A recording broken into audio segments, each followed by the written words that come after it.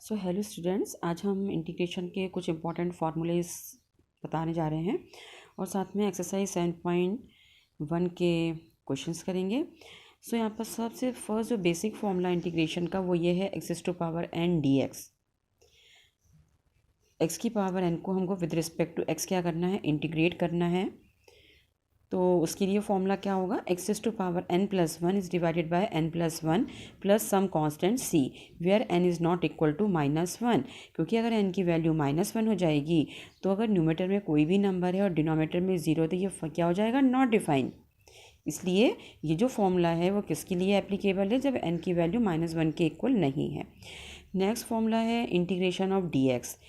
Integration of d x means यहाँ पे कोई फंक्शन नहीं है, मीन्स वन है, तो वन का with respect to x integration क्या हो जाएगा, x plus integration constant c.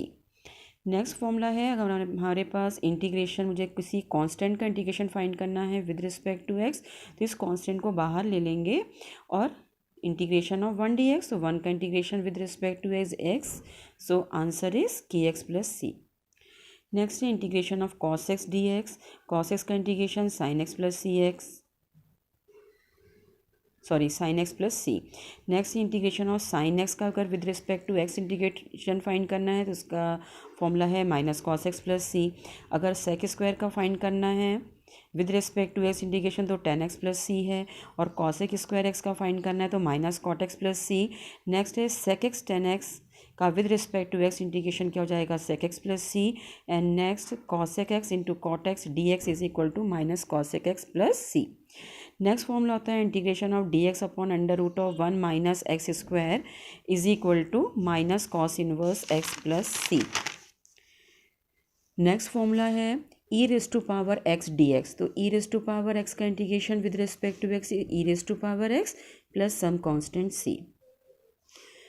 ऐसे तो बहुत सारे फॉर्मूले हैं बट मैंने अभी यहाँ पर कुछ यूज़ किए हैं, फिर जैसे एक्सरसाइज में आते जाएंगे उसके पहले हम आपको फॉर्मूलेस बताते जाएंगे।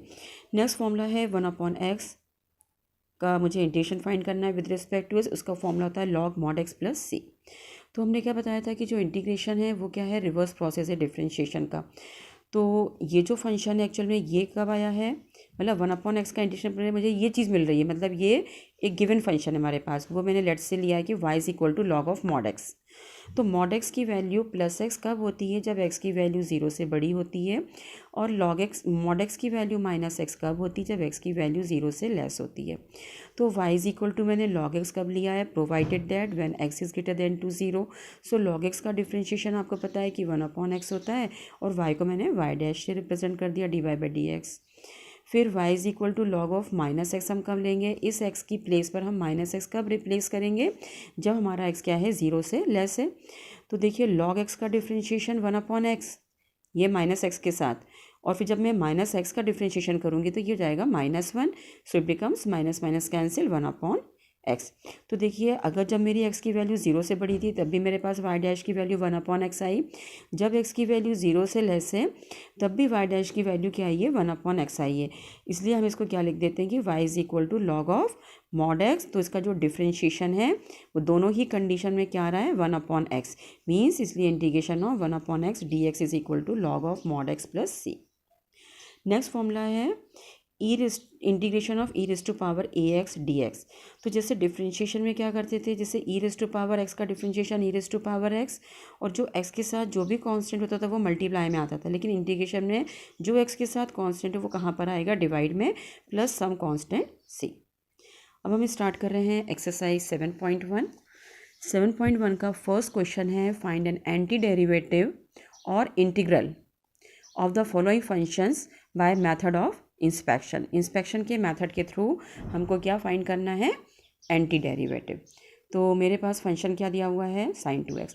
अब हमको ये सोचना है, क्योंकि मुझे ये पता करना है कि जो sin 2x आया है वो किसका डिफ्रेंशिएशन करने से आया है।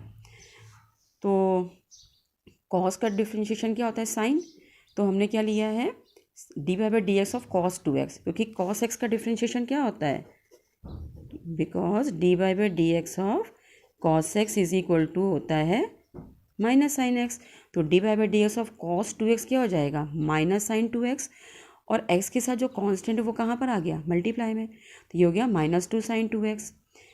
अब मुझे ये साइन 2x का एंटी डेरिवेटिव निकालना था, तो इसलिए मैं इस -2 को यहाँ पर ले गई डिवाइड में, तो साइन 2x का एंटी डेरिवेटिव क्या आ गया, -1/2 cos 2x। नेक्स्ट क्वेश्चन है हमारे पास cos 3x। अब मुझे इसका एंटी डेरिवेटिव फाइंड करना है, तो हमें ये सोचना है कि cos 3x किसका डिफ्रेंशिएशन करने से आता है। तो मैंने अभी आपको बताया कि cos x का डिफ्रेंशिएशन क्या होता है, माइनस साइन x। तो इसी तरीके से साइन x का डिफ्रेंशिएशन क्या होता है, साइन x का डिफ्रेंशिएशन होता है cos x। तो मैंने लिखा है dy/dx ऑफ साइन 3x। तो साइन x का डिफ्रेंशिएशन क्या है, cos x। तो साइन 3x का डिफ्रेंशिएशन cos 3x हो गया, और x के साथ जो कांस्टेंट है वो कहाँ पर आ गया, मल्टीप्लाई में। और cos 3x as it is, और ये 1/3 को मैं यहाँ पर लेकर आई हूँ। तो cos 3x का एंटी डेरिवेटिव क्या हो गया, 1/3 साइन 3x। नेक्स्ट पार्ट है इसका e⁻²x, इसका एंटी डेरिवेटिव फाइंड करना है। अब मुझे फिर यही सोचना है कि e⁻²x किसका डिफ्रेंशिएशन करने से आता है, e⁻²x का डिफ्रेंशिएशन करने से ही आता है। तो मैंने बताया था कि dy/dx ऑफ अगर e⁻ax है, तो e⁻ax का डेरिवेटिव e⁻ax, और x के साथ जो नंबर है, जो भी कॉन्स्ट है, वो कहाँ जाएगा, मल्टीप्लाई में। तो यहाँ पर x के साथ क्या है, 2 है, तो x का तो ये e⁻x हो गया, और x के साथ क्या लिखा हुआ है, 2, तो वो 2 मल्टीप्लाई में आ गया। तो e⁻2x का डेरिवेटिव हो गया e⁻2x का डेरिवेटिव हो गया 2 इंटू e⁻2x। अब ये जो 2 मल्टीप्लाई में था उसको यहाँ डिवाइड में लेकर आ गए, और e⁻2x का जो एंटी डेरिवेटिव है वो हो गया e⁻2x/2। नेक्स्ट पार्ट है इसका ax + b⁻²। अब मुझे ये देखना है कि ax + b⁻² ये किसका डिफ्रेंशिएशन करने से आता है। तो ये ax + b⁻³ को अगर मैं डिफ्रेंशिएट कर दूँ तो क्या हो जाएगा, जो पावर होती है, इसको मैं यहाँ समझा सकती हूँ आपको कि dy/dx ऑफ x⁻n का डेरिवेटिव होता है n मल्टीप्लाई में आ जाएगा, और x⁻n-1। तो यहाँ पर n क्या है, 3 मल्टीप्लाई में आ गया। ये पूरा एक x है, और n-1 डेरिवेटिव में जो कांस्टेंट होता है उसका डेरिवेटिव 0, तो b का तो डिफ्रेंशिएशन 0 हो गया, और ax में से a आ गया, और x का डिफ्रेंशिएशन 1 हो गया। तो ये हो जाएगा 3 × a ax + b⁻², 3 - 1 = 2। तो ये जो 3a था वो यहाँ डिवाइड में आ गया, तो ax + b⁻² का एंटी डेरिवेटिव क्या आ गया, 1/3a ax + b⁻3। Question first का लास्ट पार्ट है, 5th part, sin 2x - 4 into e⁻3x। अब मुझे इसको मैं ब्रेक करके अलग अलग इसका एंटी डेरिवेटिव निकाल के और यहाँ पर सब्स्टिट्यूट कर दूँ। तो मुझे ये देखना है कि sin 2x किसका डेरिवेटिव होता है, sin 2x cos 2x का डेरिवेटिव होता है। अब जब मैं cos 2x का डिफ्रेंशिएशन करूँगी तो cos x का डिफ्रेंशिएशन -sin x, तो -sin 2x, और x के साथ जो कांस्टेंट है वो कहाँ पर आ गया, मल्टीप्लाई में। तो sin 2x का डेरिवेटिव क्या आ गया, -1/2 cos 2x। अब इसका जो रिमेनिंग पार्ट है वो ये है e⁻3x। मुझे देखना है e⁻3x किसका डिफ्रेंशिएशन होता है, वो e⁻3x का ही होता है। तो e⁻ax का तो e⁻ax, और x के साथ जो नंबर था वो मल्टीप्लाई में आ गया। तो e⁻3x इज इक्वल टू हो गया 1/3 dy/dx ऑफ e⁻3x। तो इसका एंटी डेरिवेटिव क्या आ गया, 1/3 e⁻3x। तो मैंने इसकी जगह पे क्या डाला, 1/2 dy/dx ऑफ cos 2x, और e⁻3x को रिप्लेस किया है 4, तो मल्टीप्लाई में था तो 4 एज इट इज़।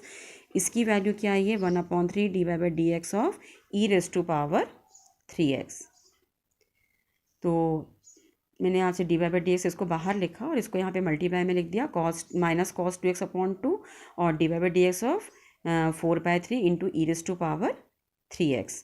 तो अब इसका एंटी डेरिवेटिव क्या आ गया, -cos 2x/2 -4/3 e⁻3x। नेक्स्ट है इसका क्वेश्चन नंबर 6।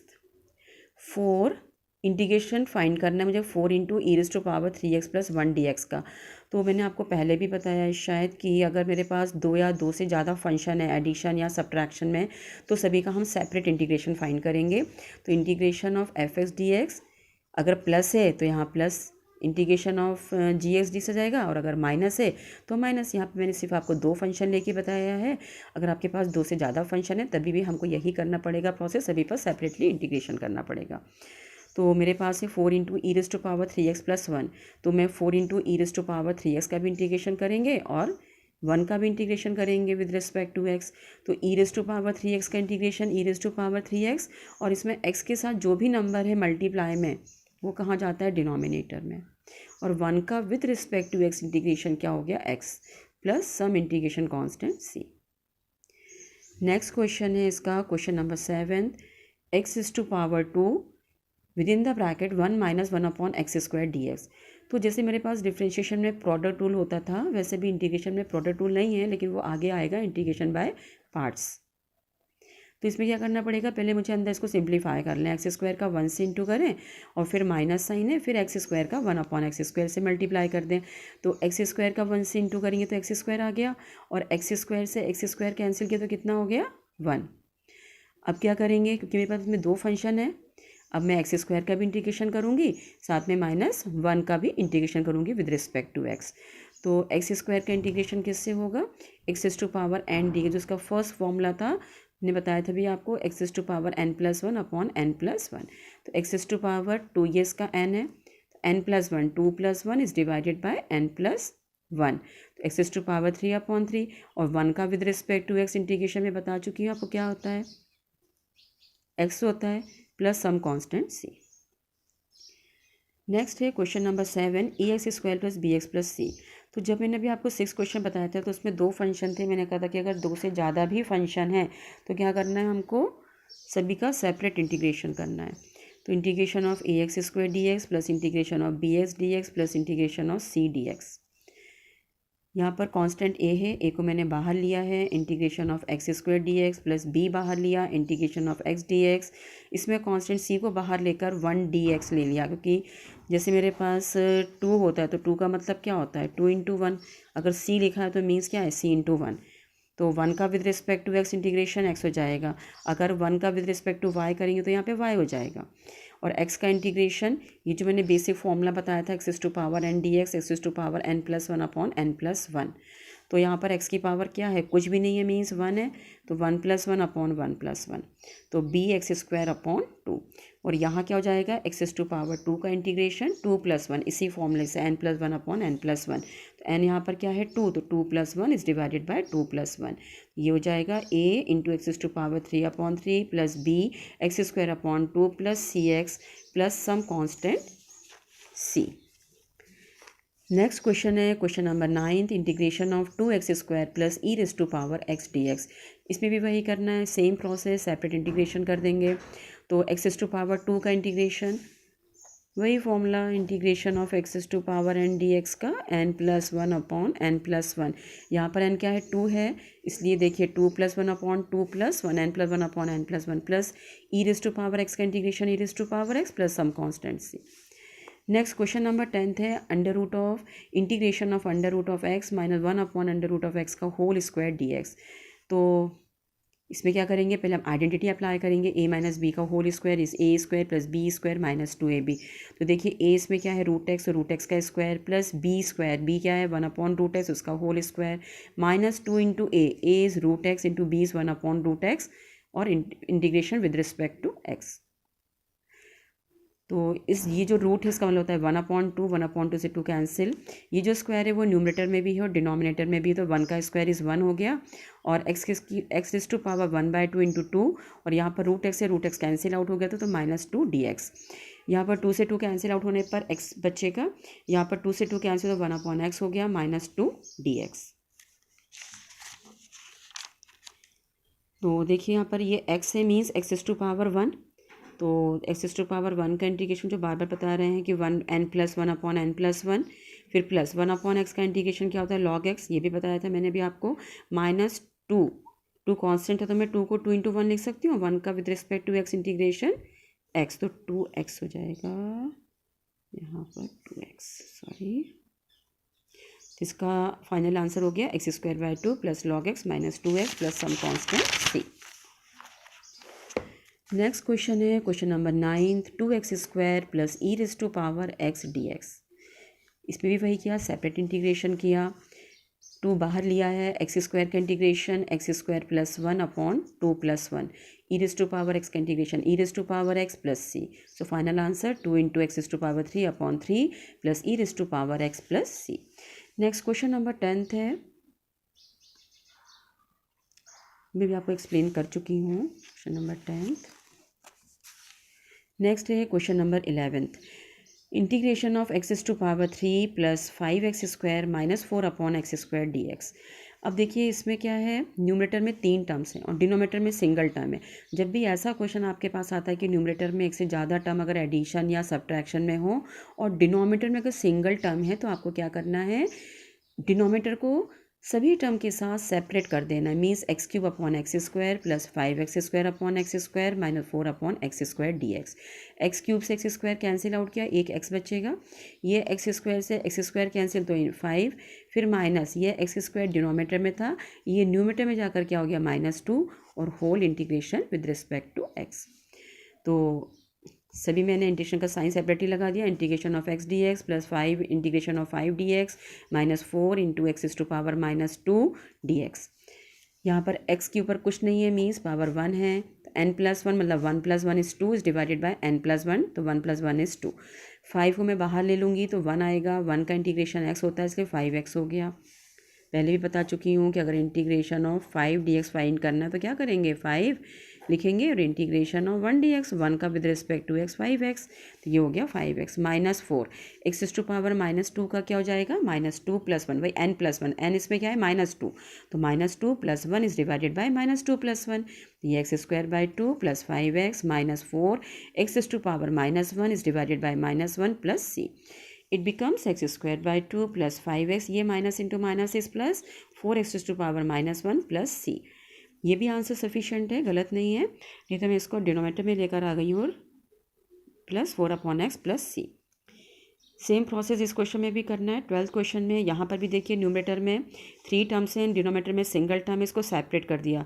रूट एक्स था तो मैंने इसको एक्स की पावर 1/2 मतलब x cube is divided by x to power 1/2 plus 3x upon x to power 1/2 plus 4x to power 1/2 dx। अभी ये डिनोमिनेटर में है, न्यूमरेटर में जाकर क्या, या यूँ समझ सकते हैं आप कि अगर दोनों का बेस सेम है और डिवाइड का साइन तो पावर क्या कर देते हैं, सब्ट्रैक्ट कर देते हैं, तो 3 - 1/2 हो गया। फिर प्लस 3, यहाँ पर x लिखा था मतलब एक्स टू पावर 1 है, यहाँ पर डिनोमिनेटर में एक्स टू पावर क्या है 1/2 है, तो दोनों में डिवाइड का साइन है तो पावर क्या कर देंगे, सब्ट्रैक्ट 1 - 1/2, फिर प्लस ये एक्स टू पावर 1/2 डिनोमिनेटर में, ये न्यूमरेटर में जाकर पावर कैसी हो गई, नेगेटिव। मैंने ये सेम स्टेप यहाँ पर नोट की है और इसको सॉल्व करेंगे तो 3 × 2 = 6, 6 - 1 is 5/2, 2 × 1 = 2, 2 - 1 is 1/2 plus 4x to power 1 minus 1/2 dx। अब इसमें भी वही फॉर्मूला अप्लाई कर देंगे, n plus 1 upon n plus 1, 5/2 plus 1 करेंगे तो 7/2, डिनोमिनेटर में भी 5/2 प्लस 1 इज़ 7/2, फिर प्लस 3 1/2 प्लस 1 इज़ 3/2, डिवाइडेड में भी क्या आएगा 1/2 प्लस 1 इज़ 3/2। यहाँ पर -1/2 प्लस 1 होने पर ये पॉजिटिव 1/2, डिनोमिनेटर में भी -1/2 प्लस 1 इज़ पॉजिटिव 1/2, तो ये हो जाएगा, ये 7/2 को मैं ऐसे लिख सकती हूँ 2/7 x to power 7/2 plus 2 numerator में जाएगा तो 3/3 into x to power 3/2, 2 numerator में जाएगा तो 2 × 4 x to power 1/2 plus c, 2/7 x to power 7/2, 3 से 3 कैंसिल आउट हो गया, 2 × x to power 3/2 plus 4 × 2 = 8 x to power 1/2 plus 7। Thank you. अगर आपको मेरा वीडियो पसंद आया तो प्लीज़ लाइक करें, शेयर करें एंड सब्सक्राइब करें।